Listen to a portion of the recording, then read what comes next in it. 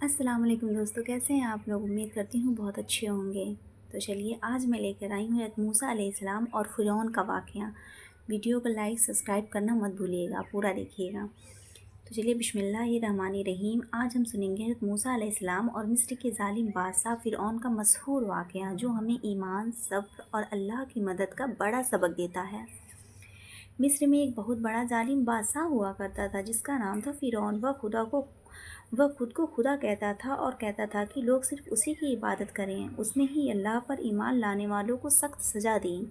اللہ تعالیٰ نے اپنے ہی نبی حضرت موسیٰ علیہ السلام کو پیغمبر بنا کر بھیجا۔ موسیٰ علیہ السلام نے فرعون کے سامنے جا کر کہا، اے فرعون، ایک اللہ کی عبادت کر، وہی سب کا پیدا کرنے والا ہے۔ لیکن فرعون نے گھمنڈ میں آ کر کہا، میں ہی تمہارا خدا ہوں، میرے علاوہ کوئی تمہارا خدا نہیں ہے۔ موسیٰ علیہ السلام نے اللہ کے حکم سے کئی معجزہ یعنی چمتکار کیے۔ اپنی عصا یعنی لاٹھی کو زمین پر ڈالی تو وہ اجگر بن گیا، ہاتھ کو نکالا تو وہ روشن چاند کی طرح چمکنے لگا۔ لیکن فرعون اور اس کے درباریوں نے ان سب کو جادو کہا اور ایمان نہیں لائے۔ جب فرعون نے ظلم بڑھا دیا تو اللہ نے موسیٰ علیہ السلام کو حکم دیا کہ بنی اسرائیل یعنی ایمان والوں کو لے کر مصر سے نکل جاؤ۔ موسیٰ علیہ السلام اپنی قوم کو لے کر رات کے سمے نکل پڑے۔ فرعون کو خبر ملی اور اس نے بڑی ہی فوج لے کر موسیٰ علیہ السلام اور ان کی قوم کا پیچھا کیا۔ آگے تھا سمندر اور پیچھے تھی فرعون کی فوج۔ بنی اسرائیل کے لوگ ڈر گئے اور بولے، اب تو ہم سب پکڑے گئے، اب ہم نہیں بچیں گے۔ موسیٰ علیہ السلام نے کہا، نہیں، میرا رب میرے ساتھ ہے، وہ مجھے ضرور راستہ دکھائے گا۔ بے شک اللہ نے موسیٰ علیہ السلام کو حکم دیا کہ اپنی عصا یعنی لاٹھی کو سمندر پر مارو۔ جیسے ہی انہوں نے لاٹھی سمندر پہ ماری، وہ پھٹ گیا اور اس میں سوکھی راہ بن گئی۔ بنی اسرائیل اس راستے سے سرکشت پار ہو گئے۔ فرعون اپنی فوج کے ساتھ اسی راستے میں سمندر میں گھس گیا، لیکن جب وہ بیچ میں پہنچا تو سمندر کی لہریں واپس مل گئیں اور فرعون اپنی فوج سمیت ڈوب گیا۔ یہ واقعہ ہمیں یہ سکھاتا ہے کہ دنیا کے سب سے بڑا ظالم بھی اللہ کے سامنے کچھ نہیں ہے۔ اگر ہم سب ایمان کے ساتھ اللہ پر بھروسہ رکھیں تو اللہ ہر مشکل سے ہمارے لیے راستہ نکال دیتا ہے۔ بے شک جب فرعون ڈوب رہا تھا تو اس نے آخری لمحوں میں کہا، اب میں ایمان لاتا ہوں کہ مجھے موسیٰ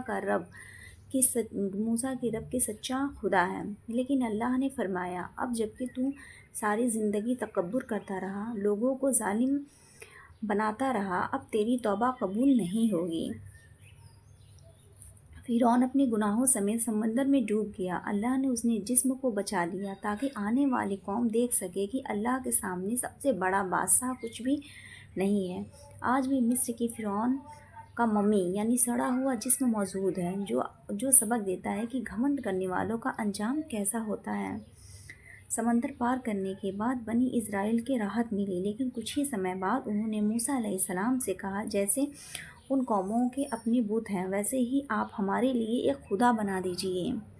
موسیٰ علیہ السلام نے غصے سے کہا، تم کتنے نادان ہو، اللہ نے تمہیں اتنی بڑی نعمت دی ہے اور تم پھر شرک کی طرف جا رہے ہو، یعنی جو وہاں کے لوگ تھے وہ کہیں۔ موسیٰ علیہ السلام کو اللہ کے توریت عطا کی تاکہ ان کو قوم کے صحیح راستہ پر چل سکیں، لیکن بنی اسرائیل بار بار نافرمانی کرتے رہے۔ اللہ کے سامنے کوئی طاقتور نہیں ہے، چاہے وہ بادشاہ کیوں نہ ہو۔ آخری وقت کی توبہ قبول نہیں ہوتی، بلکہ انسان کو زندگی میں اللہ کی طرف لوٹنا چاہیے۔ صبر اور ایمان رکھنے والوں کو اللہ ہمیشہ نجات بچاؤ کرتا ہے۔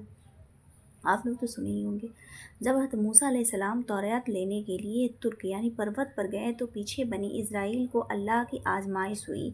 ان میں سے ایک آدمی تھا سامری، جس نے سونے کا ایک بچھڑا بنا لیا۔ اس میں ایسا ہنر تھا کہ جب ہوا اس میں جاتی تو وہ آواز نکالتا۔ سامری نے کہا، یہ تمہارا خدا ہے اور موسیٰ کا بھی خدا ہے، لیکن موسیٰ اسے بھول گئے ہیں۔ کئی لوگ ان کی باتوں پہ آ گیا اور اس بچھڑے کو پوجنا شروع کر دیا۔ جب موسیٰ علیہ السلام واپس آئے اور یہ حال دیکھا تو بہت غصہ ہوئے۔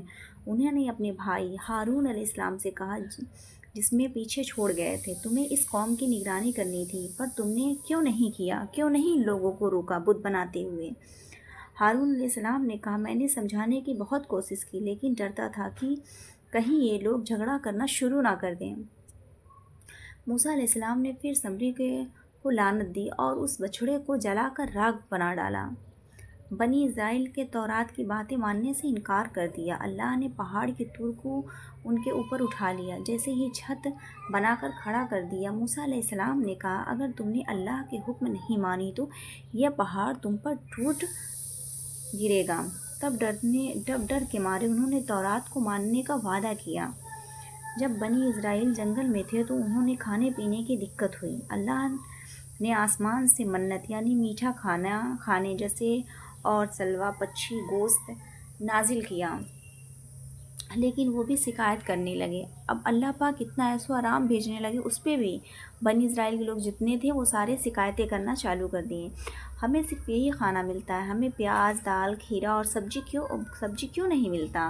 موسیٰ علیہ السلام نے کہا، تم اتنے ناشکر کیوں ہو؟ اللہ نے تمہیں جو دیا ہے اس کی قدر کرو۔ ایسے ہی بہت سارے لوگ ہوتے ہیں جو اللہ پاک جو جتنا دیے رہتے ہیں ناشکری کرتے رہتے ہیں۔ ہم لوگ اللہ کی ایک چھوٹی سے چھوٹی نعمت کو ہم لوگ کو اللہ کے سامنے شکر ادا کرنا چاہیے کہ اللہ ہم کو اتنی بڑی بڑی نعمتیں سے نوازا ہے۔ تو چلیے شروع کرتے۔ ایک بار بنی اسرائیل کو بہت پیاس لگی تھی۔ موسیٰ علیہ السلام نے اپنی لاٹھی کا ایک چٹان ماری اور اللہ کے حکم سے اس چٹان پر باہر چشمے نکل آئے تاکہ ہر قبیلے کے لوگ الگ الگ طریقے سے پانی پی سکیں۔ بنی اسرائیل بار بار نافرمانی کرتے اور کہتے، ہمیں اللہ کو سامنے دیکھنا ہے تبھی ہم ایمان لائیں گے۔ ان کی یہ ضد پر اللہ نے بجلی کی کڑک سے انہیں پکڑ لیا۔ بنی اسرائیل بار بار نافرمانی کرتے رہے، کڑک سے پکڑ لیا۔ پھر موسیٰ علیہ السلام کی دعا سے انہیں دوبارہ زندہ کیا گیا تاکہ سبق لے سکیں۔